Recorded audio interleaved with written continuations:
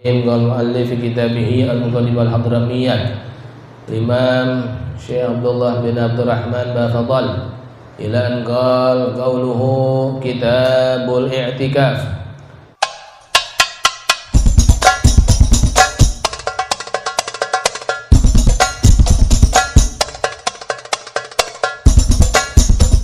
Bismillahirrahmanirrahim. Qal muallif kitabih al-Mughanni wal Hadramiyah Imam Syekh Abdullah bin Abdurrahman Bafadal ila an qal qawluhu kitabul i'tikaf huwa sunnatun muakkadatun wa syurutuhu sab'atun al-islamu wal 'aqlu wan nikāhu 'anil haydhi wan nifasi wa an la yakuna junuban wa yalbasa fawqa qadri tuma'ninati shalah wa yakuna fil masjid wal jami'i awla wa yanwil i'tikafa wa tajibu niyatul fardiyyati in nazarahu wa yajaddidu niyyah bil khuruji illam yanwir ruju'a wa in qaddarahu bi muddatin fayujaddiduha in kharaja li ghairi qada'il haja wa in kana al-i'tikaf mutatabi'an jaddadaha in kharaja lima yaqta'u tatabu' wa in ayyana fi nazarihi masjidan falahu an ya'takifa fi ghairihi illa al-masajid thalathati wa yahrumu al-i'tikafu bi ghairi izni zawji was-sayyidi. Bismillahirrahmanirrahim. Assalamualaikum warahmatullahi wabarakatuh. Alhamdulillah wassalatu wassalam ala rasulillah sayyidina Muhammad bin Abdillah wa ala alihi wa sahbihi wa mawalah wa la hawla wa la quwata illa billah amma ba'd. Alhamdulillah, dengan izin Allah kita dipertemukan kembali tanpa terasa sudah di penghujung daripada bulan Safar yang merupakan urutan bulan yang kedua tahun Hijriyah 1443 Hijriyah. Jadi alhamdulillah sebentar lagi akan kita masuki bulan yang mulia karena terdapat kelahiran manusia yang mulia daripada bulan Rabiul Awwal. Mudah-mudahan kita dipanjangkan umur, diberikan kesehatan dalam keadaan taat dan beribadah kepada Allah Subhanahu wa taala. Oleh karenanya sedikit hal yang sangat penting kita ketahui sebagai umat Nabi Muhammad sallallahu alaihi wasallam, yaitu apa? Kalau sudah mau memasuki bulan Maulid, bulan Rabiul Awal, wajib bagi kita untuk bergembira. Wajib bagi kita untuk bersuka cita menyambut daripada kedatangan lahirnya Nabi Muhammad sallallahu alaihi wasallam. Ya. Kenapa? Karena ulama sepakat bahwa hari yang paling afdol untuk umat Nabi Muhammad sallallahu alaihi wasallam adalah hari lahirnya Nabi Muhammad. Bukan hari Idul Fitri, bukan Idul Adha, bukan hari Arafah yang paling afdol bagi kita umatnya, tapi hari yang paling afdol untuk umat Nabi Muhammad adalah hari dilahirkannya Nabi Muhammad sallallahu alaihi wasallam. Ya, jadi kita wajib berbangga, wajib bersukacita, wajib senang dengan hadirnya daripada lahir baginda Rasul. Ya. Buktikan akan bangganya kita sebagai umat Nabi Muhammad SAW. Apa kira-kira persiapan kita untuk memasuki menyambut daripada hari mulia buat kita daripada hari lahirnya Nabi Muhammad SAW. Sebagaimana kita mengakui diri kita sebagai rakyat Indonesia, sebagai warga Indonesia. Ketika ingin memasuki bulan Agustus menyambut hari kemerdekaan, pasti banyak persiapan di mana-mana. Ya, dari mulai RT dan RW persiapan, ya, daripada dana pasang umbul-umbul, ya, kemudian pasang bendera, persiapan lomba dan sebagainya, untuk hadiah-hadiah dan sebagainya. Ini kenapa? Dalam rangka menyambut hari kemerdekaan kita. Itu padahal nggak ada apa-apanya. Kenapa? Karena yang berjuang orang-orang Islam. Orang Islam bisa menang karena daripada perjuangan baginda Rasul Sallallahu Alaihi Wasallam. Artinya kalau kita sebagai umat Nabi Muhammad, kenapa kita tidak lebih menyambutnya dengan senang hati daripada hari kelahiran Nabi Muhammad Sallallahu Alaihi Wasallam?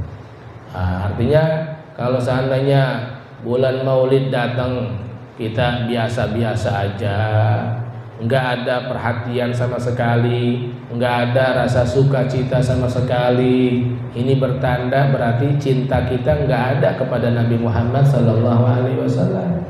Ini harus kita perbaiki niat kita, saudara. Kita harus bangga, harus senang, ya. Atau juga kita setiap tahun menyambut hari raya Idul Fitri, ya. Begitu masuk Ramadan luar biasa, baru satu hari Ramadan udah beli baju baru untuk persiapan Idul Fitri. Baru masuk Ramadan udah senang banget, ya. Berapa lagi lama Idul Fitri? Oh, tinggal 29 hari lagi. Senangnya luar biasa. Tinggal 29 hari lagi udah beli baju, udah beli makan, persiapan segala macam. Padahal ada hari yang lebih afdal. Itulah hari lahirnya Nabi Muhammad Sallallahu Alaihi Wasallam. Yang kedua, hari yang paling afdal untuk Nabi Muhammad sendiri. Kalau tadi itu umatnya Nabi, yang sekarang untuk Rasulullah Sallallahu Alaihi Wasallam. Hari yang paling afdal untuk Nabi Muhammad adalah hari Isra Mi'raj. Jadi bedakan tuh ya antara kita sebagai umatnya dengan Nabi Muhammad sebagai Rasul. Itu hari yang paling afdol buat beliau adalah hari di mana beliau diperjalankan oleh Allah melakukan perjalanan yang mulia. Itulah daripada Isra dan Mi'raj. Mudah-mudahan kita diberikan hidayah dari Allah Subhanahu wa taala untuk selalu mensyiarkan, menghidupkan, menyambut dengan sukacita daripada kelahiran Nabi Muhammad sallallahu alaihi wasallam. Berharap kita mendapatkan syafaatnya di hari kiamat. Amin ya rabbal alamin. Kita lanjut pada pengajian fikih sekedarnya daripada menunggu waktu Isya. Sudah memasuki daripada kitabul i'tikaf. Ya, kitabul i'tikaf. I'tikaf bagian daripada ibadah yang selalu diajarkan dan dicontohkan oleh baginda Rasul Sallallahu Alaihi Wasallam. Karena beliau rumahnya di samping masjid, tentu tidak lepas daripada ibadah di dalam masjid.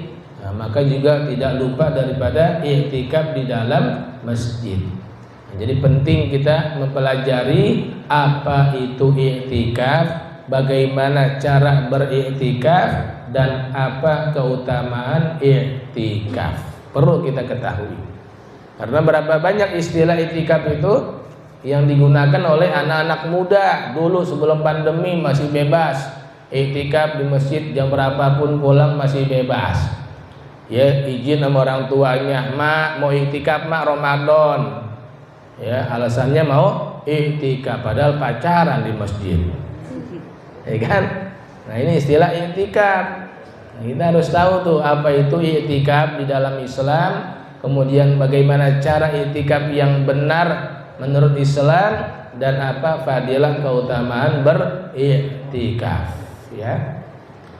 Dikatakan i'tikaf itu menurut bahasa adalah luzumu syai'i walau syarran, ya. I'tikaf menurut bahasa adalah melakukan sesuatu secara terus-menerus. Itu namanya i'tikaf, melakukan sesuatu secara terus-menerus. Kita duduk terus-menerus berjam-jam, contohnya kuat, baik duduk di masjid, di musola, di sekolahan, di aula, di restoran contohnya. Ada orang lama duduk di restoran, ada nggak kira-kira? Ada, duduk lama di restoran nggak pulang-pulang, kenapa? Nggak bawa duit. Ya. Ini kalau sana pulang kan ditagih sama orang, ya kan, duduk aja. Itu namanya i'tikaf di restoran. Ya. Nah, itu melakukan sesuatu secara terus menerus, namanya i'tikaf menurut bahasa. Sedangkan menurut syariat Islam yang dinamakan i'tikaf muksun makhsusun min syakhsin makhsusin fi makanin makhsusin bin niyah, yaitu apa? Mendiamkan diri secara khusus, mendiamkan diri secara khusus, min syakhsin makhsus, pada orang khusus, fi makanin makhsus, di tempat yang khusus, biniyatin, jangan lupa dengan niat. Artinya apa? Jadi yang namanya i'tikaf itu mendiamkan diri kita. Udah diam aja, baik diamnya diri, diamnya duduk, diamnya tiduran, yang penting diam aja di satu tempat. Itu pertama tuh, yang namanya i'tikaf harus berdiam diri. Jadi enggak mondar mandir di masjid pertama, atau sekedar lewat di dalam masjid doang, atau sekedar ngebersihin masjid doang. Minimal yang namanya i'tikaf berdiam diri. Satu.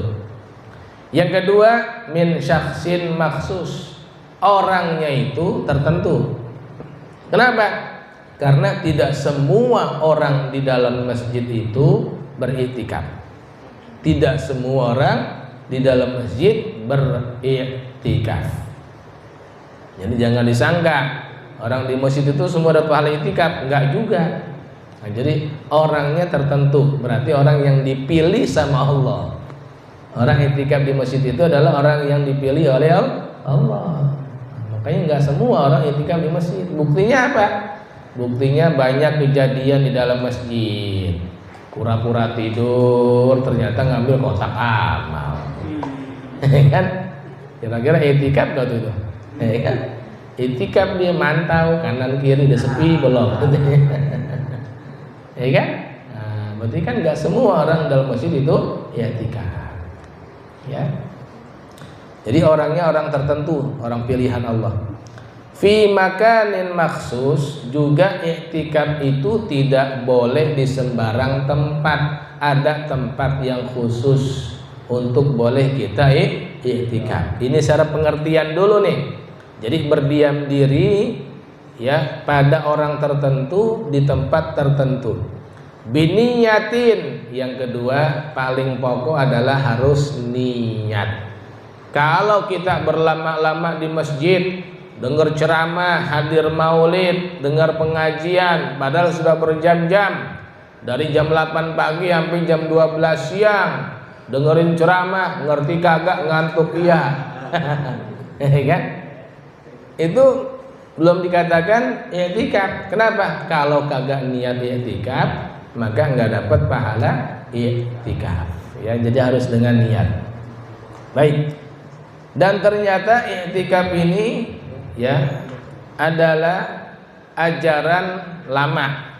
Jadi umat-umat terdahulu pun pernah melakukan i'tikaf, tetapi caranya yang berbeda.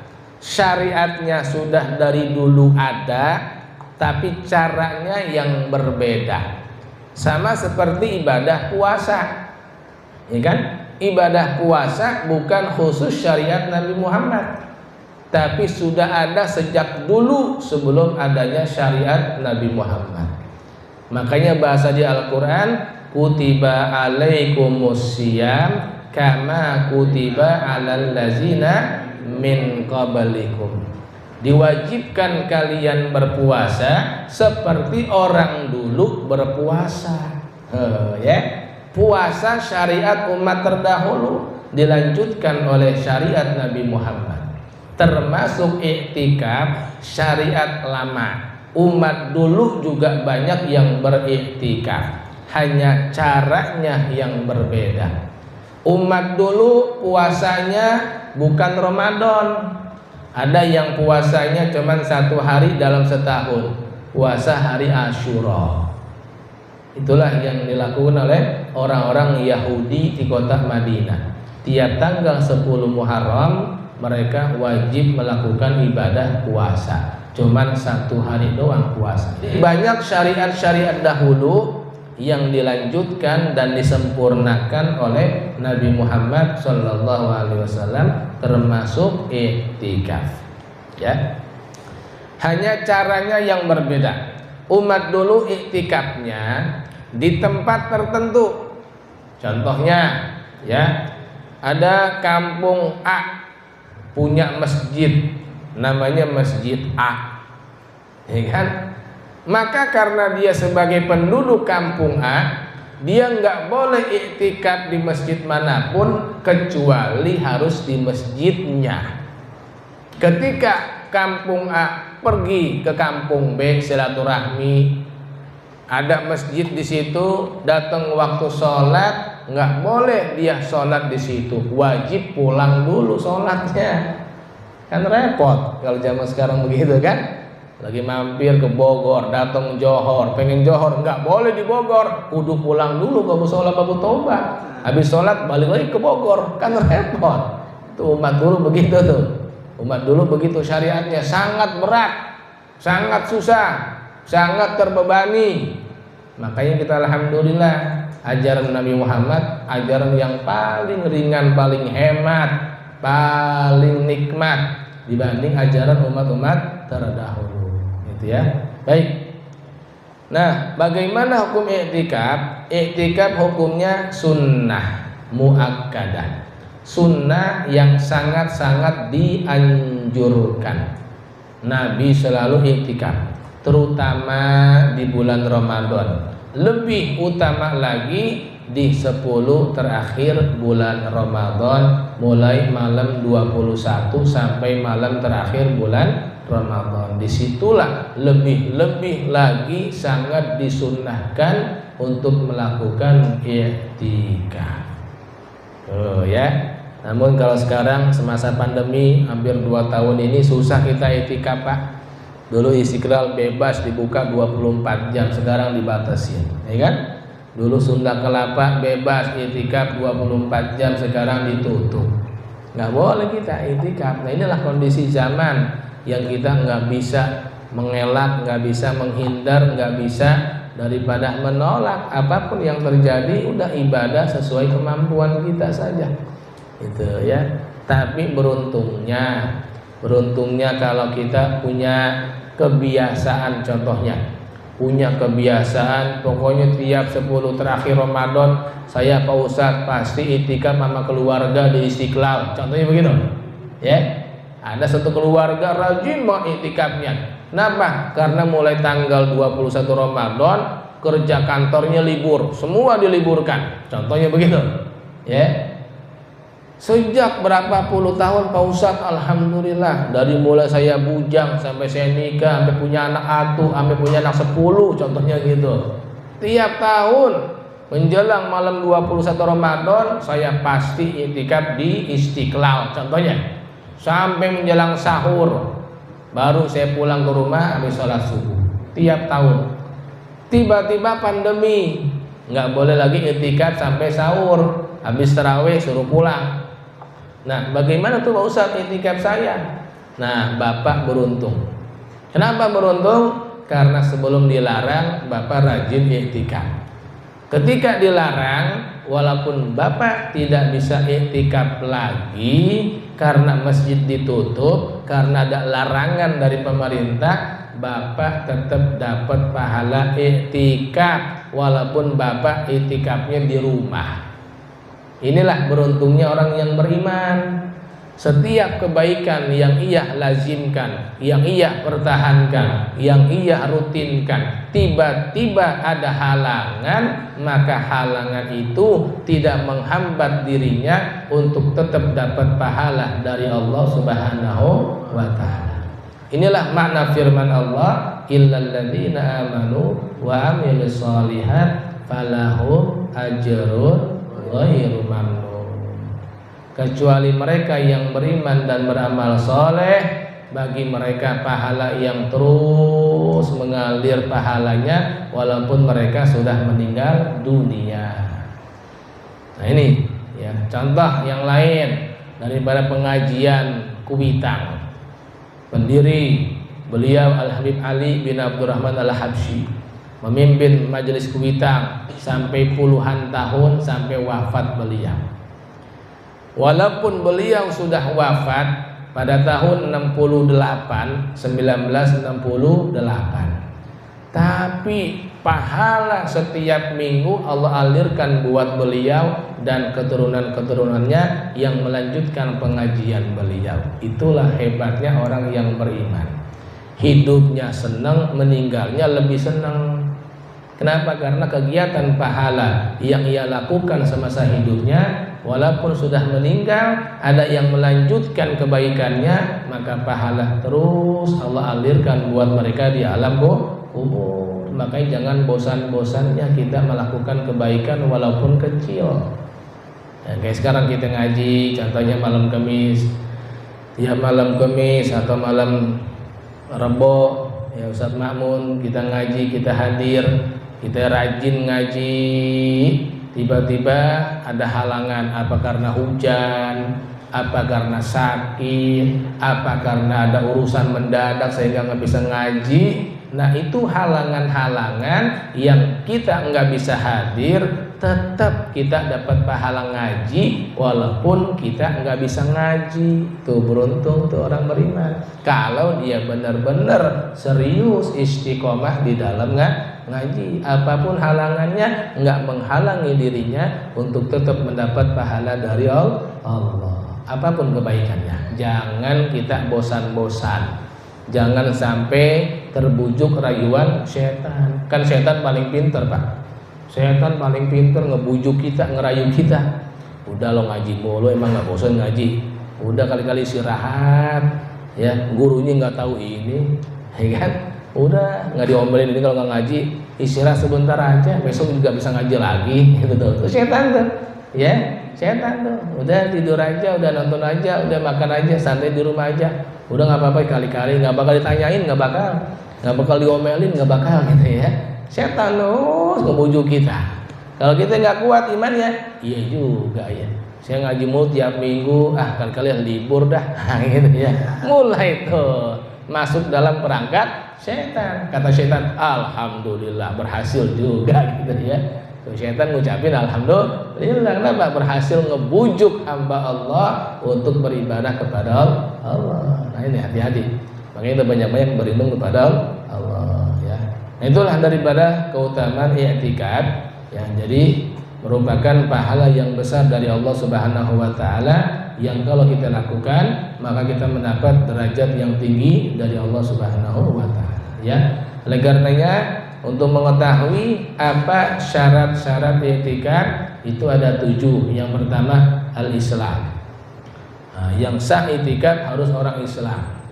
Berarti orang kafir lama-lama di masjid nggak boleh, ya nggak boleh. Atau dia pengen nyobain di dalam masjid masuk itu kan, pengen ngerasain, pengen tahu, ya pengen melihat keadaan kegiatan dalam masjid. Nah, walaupun dia niat i'tikad nggak sah. Kenapa? Orang kafir. Jadi sahnya harus orang muslim, ya. Yang kedua al-aqlu, berakal, ya. Orang gelo, orang gelo, ya. Orang waras, ya. Itu nggak sah i'tikad. Nah, walaupun dia contohnya diam aja gitu ya. Nah, tapi dia gila, nggak sah. Harus orang yang berakal. Wan niqa anil haid wan nifas, juga perempuan yang bersih daripada haid dan darah nifas. Perempuan haid nggak boleh. Nah ini makanya bahaya kalau ada pengajian dalam masjid tiba-tiba tidak diingatkan oleh pengurus masjid ataupun pembicara, ibu-ibu, karena pengajian kita di dalam masjid mengingatkan bahwa jika ibu-ibu dalam keadaan haid mohon maaf agar keluar dari masjid karena tidak boleh berdiam diri dalam masjid. Harus dikasih tahu. Banyak kan ibu-ibu kan hadir pengajian dalam masjid padahal lagi haid, lagi nifas ya. Nah, Pak Ustadz saya kan cuma dengerin doang, nggak megang Quran. Iya sama aja. Karena orang haid nggak boleh i'tikad di dalam masjid ya. Wa alla yakuna junuban, juga laki-laki ya nggak boleh dalam keadaan junub, ya nggak boleh dalam keadaan junub, kecuali kalau ada halangan. Contohnya ya lagi Ramadan tidur di masjid, ya tiba-tiba tuh pengurus masjid nggak tahu kita tidur di dalam, main dikunciin aja kita. Main dikunciin, ya orang berani nih, yang lain nggak berani, dia doang berani tidur, ya. Nah, tidur mimpi basah di masjid akhirnya, ya kan? Jadi junub, keluar sperma, mimpi basah, mimpi asyik, ya. Begitu mendusin melek udah gelap, ya. Karena dia berani, udah santai aja di masjid. Mau keluar, udah dikunciin sama pengurus masjid. Nah, gimana? Berarti dia junub di dalam masjid. Karena nggak bisa keluar, udah nggak ada masalah. Usahakan dia bertayamum, ya usahakan bertayamum, ya. Nah kemudian syarat berikutnya ayyal basa fawqa qadratu maninatis shalah, ya. Syarat berikutnya bagaimana? Insyaallah kita lanjutkan minggu depan. Allahu a'lam bishawab. Sirul Fatihah. Alhamdulillah bismillahirrahmanirrahim. Alhamdulillahirabbil alamin arrahmanir rahim maliki yaumiddin. Iyyaka na'budu wa iyyaka nasta'in. Siratal ladzina an'amta 'alaihim ghairil maghdubi 'alaihim waladdallin. Amin. Allahumma shalli wa sallim wa tabibi qalbi wa jasadi wa ruhi sayyidi rasulillah Muhammad ibn Sadiqil amin wa ahlihi wa sahbihi ala Rasulullah sallallahu alaihi wasallam wa nabiyyuna min qabli la ilaha illallah la ilaha illallah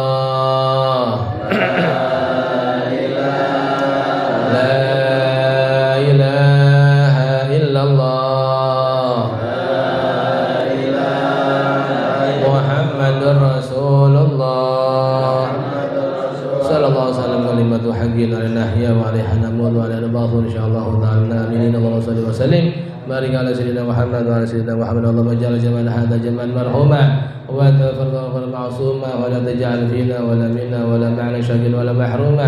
Allahumma hdina min 'indik wa afid 'alaina min fadlik wa anshur 'alaina min rahmatik wa anzil 'alaina min barakatik wa albisani fas'afik wa afiyatik. Allahumma hdina bihudak wa ja'alna min masari'i fi ridak wa la tuwallina waliyan siwak wa la taj'alna mimman khalaq rasul hasbunallahu wa ni'mal wakil. La haula wa la quwwata illa billahil 'azim. Sallallahu alaihi wasallam. Walhamdulillahi rabbil alamin. Alhamdulillah ala ni'amillah. Alhamdulillah ala barakatillah. Alhamdulillah hamdan yuwafi ni'amahu wa yukafi mazidah. Walhamdulillahi rabbil ya Rasulullah salamun ya rafi'a syani wa darajati. Allahumma salli wa sallim wa barik alaihi wa ala alihi. Terima kasih, kurang lebihnya mohon maaf. Assalamualaikum warahmatullahi wabarakatuh.